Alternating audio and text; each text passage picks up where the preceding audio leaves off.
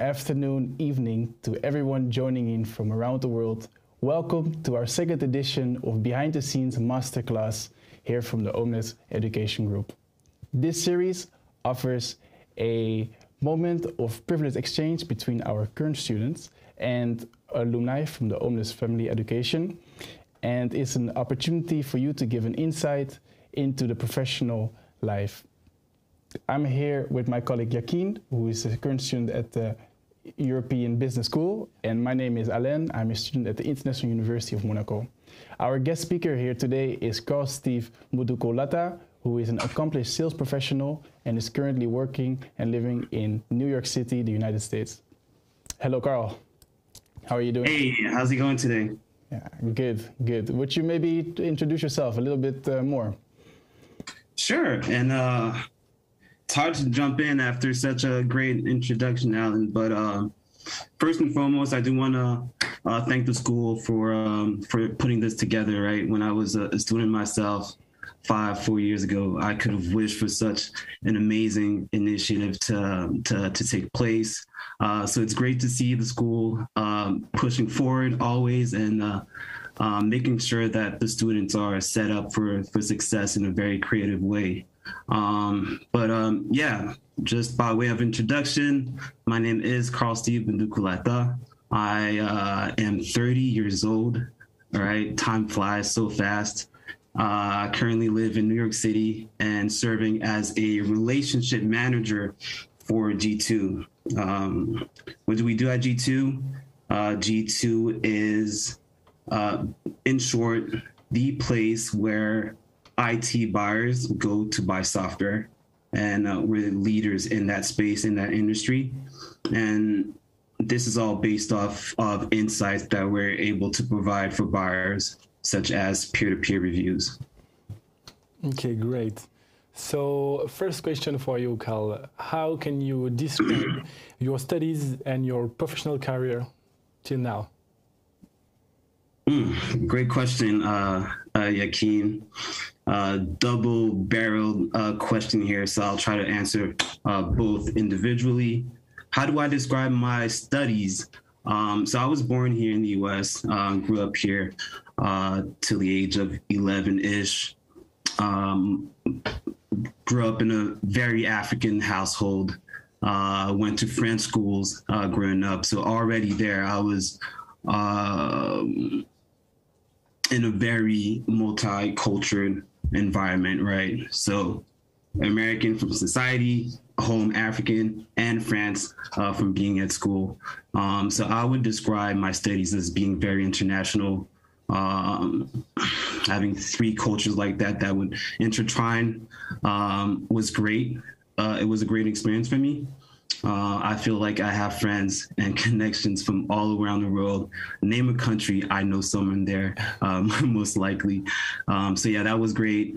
Speaking 3 languages as well. Always try to use that to my advantage and take that set of skills into my professional career as well, right? So working as a sales professional and executive, one of the first questions I would always ask myself, how can I be an asset for my employer? And based off those cultural skills that I have, I figured that working when I was starting, right, for French companies and helping them expand in the US market would be a good way for me to always provide value to my employer and being an asset. So that's what I did with the first company I worked with, Demo Software, helped them break in the North American market and African market as well. And then worked for Klaxoon, very established over there in France. But at the time, it was not the case yet in the US. It is now, it's starting. Right, they just signed a partnership with Microsoft, for example, 2 years ago, which is great. Helping them build brand awareness and having more visibility here in North America. We were successful in that regard. And now I'm working with G2, a fully American company this time around. But it's interesting. I was having a conversation with our CEO just last week, and he had reached out asking for me if I would be able to this time expand G2 in the French market and maybe African market down the road. So as you can see, I'm always trying to use that diverse and multicultural background to my advantage. That's amazing. Thank you. Great. And now you're working in the US, but you did your master's, of course, in Lyon with our alumnus group. What brought you back to the US after completing your master's? Yeah, that's a great question. What brought me back to the US? I would say it was a familiar territory for me, right? So that was very easy to make for me, and it did align with the plan that I had always set for myself, even as a student in grad school in France. The plan was for me to always come back here in the US. Now the question was, am I going to be in Washington, D.C. or elsewhere, right? And I chose New York City just to challenge myself, right, in the big city. So Carl, you mentioned that your plan was always to go back to the US. Mm-hmm. Have you always had a set career plan and goals, or is this something that has been evolving over time? Yeah, that's a great question. Again, you guys have amazing and thoughtful questions, but I would say, yes, I always had a really defined career plan for myself. I've been having vision boards for the past 4 years now. So it's always a great reminder on a day-to-day for me to know where I'm headed and what are those immediate steps that I can start taking every day. Okay, great. So just having a little step back, how did you go from being a student to becoming the professional you are now? And what advice could you give to us students and to people who are watching us to achieve the success in their studies and their professional life?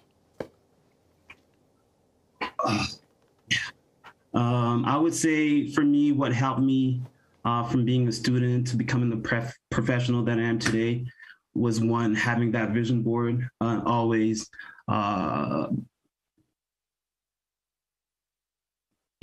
a clear plan for myself and holding myself to very high standards was super helpful. I remember as a student, I would always ask for advice from people who were already working in those fields in areas where I saw myself working in down the road in the future. And lastly, I would say my end of year internship as well was crucial at Software in Lyon. I would say that opportunity is the one that set me up for and really propelled me and geared me to really be in a position that I am right now. So for Demo, as I said, I was helping the export team, the international team, expanding in North America and in Africa. And by the end of that internship, actually, I was offered the opportunity to open their office in Toronto. Okay. But I did not take it because my plan was to come back in the US, right? That's amazing.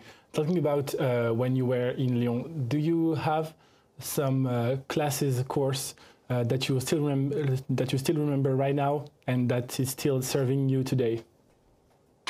Absolutely. Yeah, the answer is yes, yes, yes. We at INSEEC, we had the chance to have amazing professors, professors with very rich backgrounds, professors that were experts in their fields. So yeah, it was a very, very practical experience for me. So really, thank you to the school. But courses that I remember, I would say Stéphane Delmont. We had a negotiation course with him. I remember at the end of that year, we had a negotiation challenge. I did so bad, but it was super helpful. He really taught us how to ask crucial questions to our counterparts, bargaining chips as well. How do you find your ZOPA, your zone of possible agreement with your prospect, your counterparts? How do you frame a meeting? How do you make an impactful icebreaker? How do you end a meeting? All those things are things that Stéphane Demo really taught us super well, and I'm forever grateful for that. Charlotte Brun as well. She taught us how to sell into big companies, because there is a playbook, right? You don't sell to a 30,000 company the same way that you would sell to a 50 employee company. So yeah, that was a great introduction for that. Mr. Montagnon with, I believe the course was entrepreneurship. Yeah, I believe so. And yeah, it really taught us how to take risks, right, in life. So I would say, yeah, those are the three that really stood out for me. Cool, Carl. Cool, very interesting. And it sounds you've been really taking advantage of the opportunities you've had while you were studying.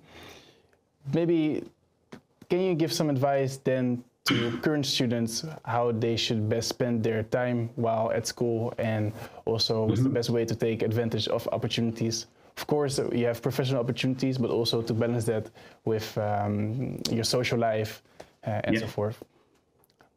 Great question. I'm big on self-growth, personal development. I'm big on those topics. I would say, one, if you're in the school environment, well, reach out to those experts, reach out to your professors. Like I said, right? As you see, I still have a very fond memory of my professors, and that's because I was able to pick their brains, right? Even after classes, I would ask them those questions as to, and they would provide the best advice for me. So that's why I remember who they were. And as you can see, they really had a strong impact in my life. So that's one. Two, I would say network with people, right? We have the chance to be surrounded at INSEEC MSC by like-minded people, right? We all have the same goals and aspirations. So network with each other, try to figure out who in your cohort is trying to go where you're trying to go. And maybe, you can both help each other, really. So networking is super important. Being self-aware as well, knowing your weaknesses, knowing your strengths, and use them to your best advantage. For me, it was having that multicultural background, right? And that's something I'm using to my advantage now today. And I'm also a people's person, great with communication. But yeah, using that to my advantage. I would say also having self-belief. And how do you get self-belief? How do you build confidence for yourself? Reading is very important. Listening to podcasts. Be careful what you watch and listen to, I would suggest. And thirdly, building a plan for yourself with clear steps as to how you'll be able to achieve those goals. And lastly, really just taking immediate action. Yeah. So I just have one last question. I know from your background that you are still studying. So can you tell us what are you studying, but also what is driving you to still studying while you are working right now? Right. All right. Thank you for your question, Yaqin. Yeah, the statuses are very different in the U.S. and in France. So in the U.S. we don't have cities. So it would be very complicated for me to tell you and expand on that topic as of now. But I mean, I've always worked in the U.S. Yeah, you had a question, Yaqin? No, I think we will go through the public question. So now we will pick some question that people send us. So first of all, thank you, Carl, you're very welcome. You're welcome.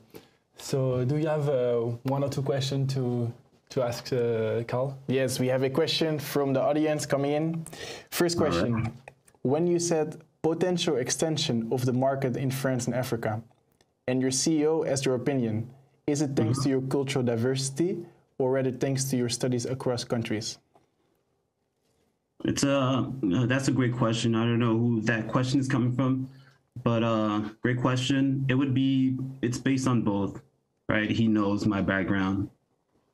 He knows I went to school in France. He knows my parents are African. So of course I have a very well knowledge of both territories, and he knows I'm a person he can trust on and rely on for English as well. So that wouldn't be an issue. Okay, good insights. Thank you, Carl. Then we have another question from the audience. It says, do you or did you have a mentor in life? How do you find one and engage in this kind of relationship? Great question. I did have mentors in life, absolutely. My father was my biggest inspiration, so I would always go back to him for advice. He would always, like, excellence was a standard for my father. May he rest in peace. But also mentors, like I mentioned, right? From my time at school, those professors were mentors to me. But also with my employers, all of my managers from my time at Demo, Vanessa Trouillet is still my mentor, someone I reach out back to if I have any questions. From my time at Klaxoon, Faisal Usta was my manager. He's still my mentor to this day. So always trying to keep a really great relationship with those people who helped you. Thanks again, Carl. Good insights.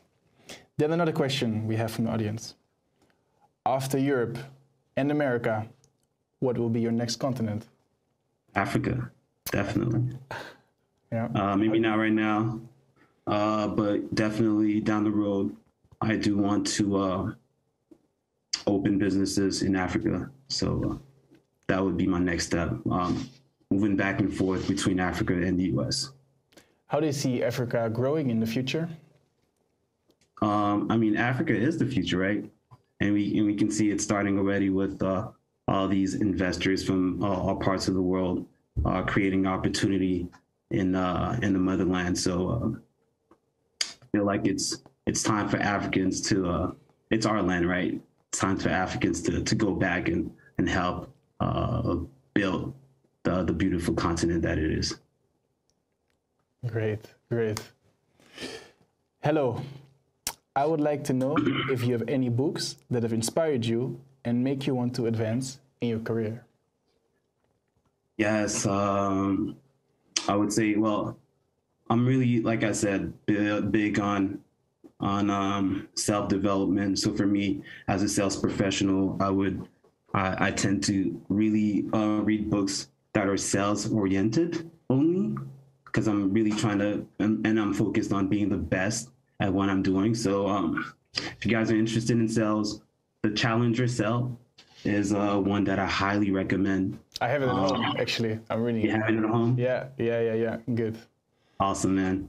Another book I recommend is Pitch Anything.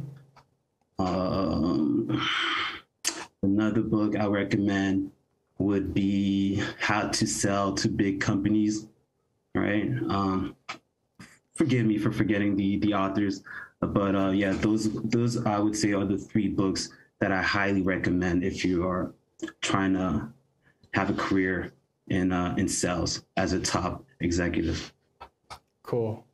I remember that in my sales and negotiation class at the International University of Monaco, we had to read the book How to Win Friends and Influence People. Have you read this book, Carl? I have not, but let me write that down. What did you say the title was? How to Win Friends and Influence People. It's a good sales book too, and a classic. It's a good one. Yeah, I haven't read the book, but that's definitely something I do live by, right? Making meaningful connections with people and being intentional with people, really super important. How do you feel is the best way to connect with people, to make a connection? Right, like I said, being intentional, right? Being intentional and being upfront with people and letting people know what is it about them that you like, right? And how you can help as well is also a great way to to make meaningful connections with people. So instead of putting the focus on yourself, I want this from you, I want that from you. No, ask them, how can I help you? Great tips from a successful salesperson. Good. Then we have another question from the audience. It says, in your opinion, what is the top 3 skills, hard or soft, needed to achieve success? Ooh, great question. Needed to achieve success in life or in sales? I would say, well, if we're focusing in sales, I would, and this also applies for everything in life, really. So I'm actually answering to your question. I would say being resilient, never taking no for an answer. All right. Being relentless as well, being self-driven. For sales, empathy, being very empathetic, understanding your customers' needs and being able to translate those needs into words that will really resonate with them. Having active listening skills as well is crucial if we're talking about sales. And being persuasive, right? Not just in sales, but like in life in general, anything you want to do, really, for all sales reps, really, right? We're constantly having to sell ourselves to get a job, to get buying for something, to get our girlfriend to allow us to go out on a Saturday night, right? We're always selling ourselves. So being persuasive, I would say, is another key quality. Okay, cool. Another question. In France, we had a lot of information on the lifelong learning. As a professional, what is your advice on it? Do we have to do some lifelong learning just after school or after 10 years as well? Lifelong learning. So what do you mean by lifelong learning? Like as in continuing to invest in your... I think so, yeah, like as a philosophy to continue learning. Yeah, I'm big on that. I would highly encourage people to keep on investing in themselves, investing in their growth, like I said. And that's actually something that I'm doing myself, right? You can't just rely on your companies to teach you everything. There's only so much that a company can do for you.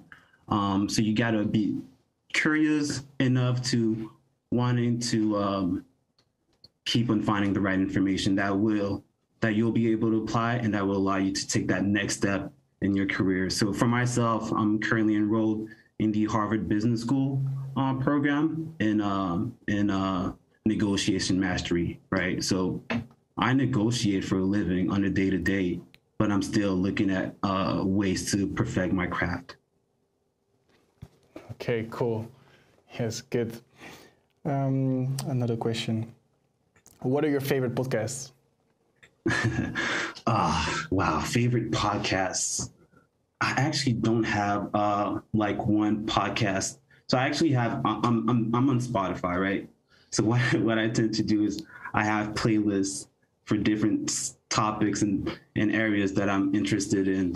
I have a playlist that I created for sales, another playlist for marketing, another playlist for growth. So I don't really necessarily listen to podcasts per se, but any podcast that I do come across that is very talking and relates to one of these specific topics, I'll just put it in the playlist and have that in shuffle. Okay, cool.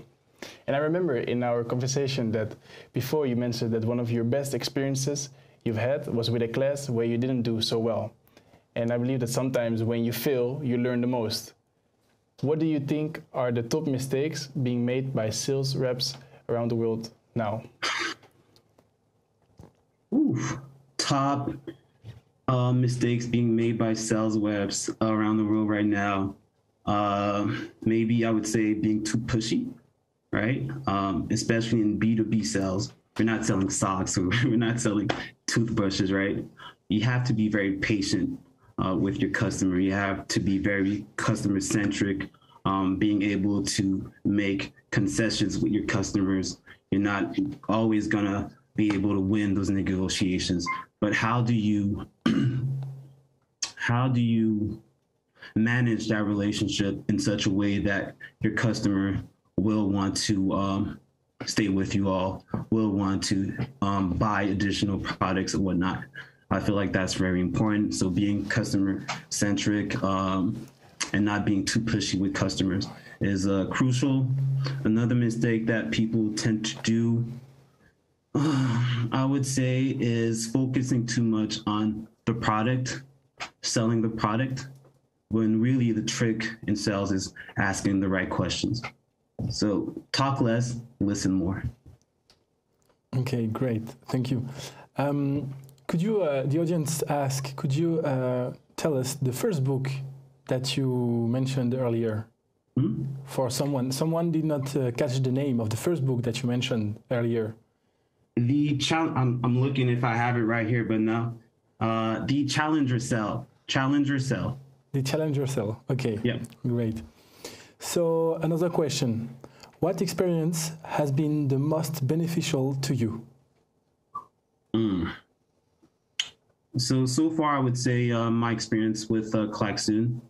I'd say I really cut my teeth in sales from that experience. I was able to be promoted very quickly. So I started as an SDR for them. So I was that person that would be on the front end of the sales cycle, prospecting, cold calling, and hated it, and setting booking appointments for the account executives. So the account executives will be the ones closing the deals. So yeah, I did that for a few months, 3 months.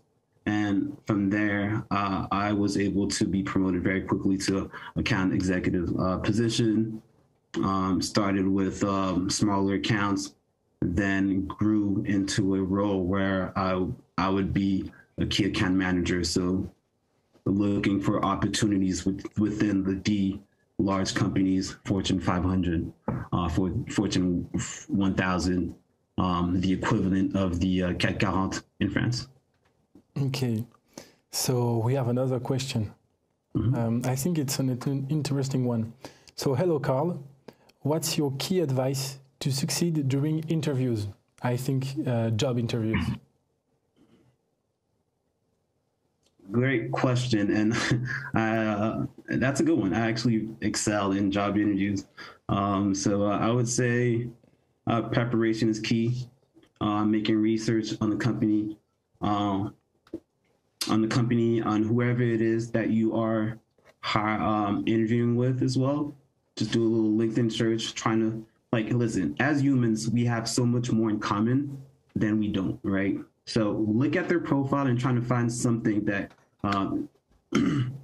that you all have in common, right? And any interview, try to bond on that with that person. That helps, and that could be a great icebreaker. Soft skills today are super important. So your ability to build rapport with people is key. Preparation, of course, and asking the right questions as well. Showing that you're really interested in the role by asking questions is crucial. And of course, thorough follow-ups. All right. So after the interview, send a recap email where you give a breakdown of everything that was spoken about in that interview in bullet points. And again, reiterate your interest in that role. Follow up after that first email. If you don't hear back from them, follow back within the next 3 or 4 days. Those are really some of the things that have helped me. Okay, thanks. Thanks a lot. Thank you, Carl. And I think we're coming to an end of our session. I wish to thank you so much for being our guest here on the show. I wish to thank you, Yaqin. I wish to thank you. Yeah, thank you. I wish to thank everyone behind the scenes, and I wish to thank everyone who joined into this behind the scenes masterclass. We hope you have found it insightful and that you enjoyed, and we hope to see you soon for our next masterclass. Thank you.